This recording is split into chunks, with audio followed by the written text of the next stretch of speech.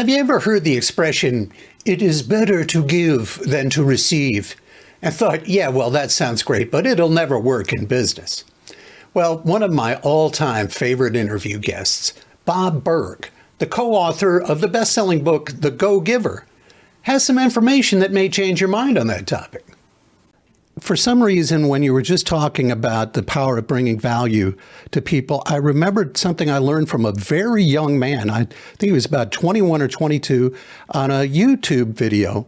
And what his video was about was how he went from charging $500 for a website build to $10,000 for the same type of website build.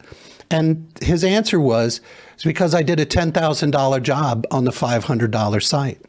And then I started charging $1,000 and did the same, and et cetera, that he brought the value first, and then the customers came in response.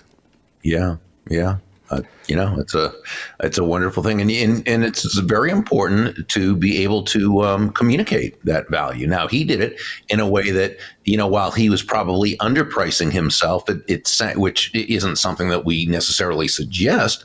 It sounds like what he did, though, was because he was young, he knew he kind of needed to prove himself.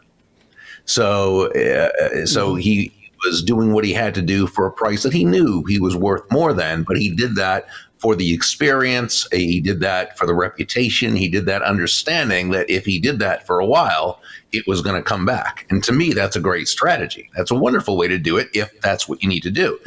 What we don't want people to think is that being a go-giver is about discounting your services or discounting yourself. By and large, when you sell on low price, you're looked at as a commodity. Okay. When you sell on high value, now you're looked at as a resource. And while the young man was never a commodity, he knew at first that he had something to prove. He needed to find a way to be able to communicate that value to the marketplace. He probably would have done it for free, except for he knew that at least by charging $500, he put some perceived value to it. You know what I mean? Mm-hmm. And then he eventually drove up that price to that 10,000 mark. And I'm glad he did.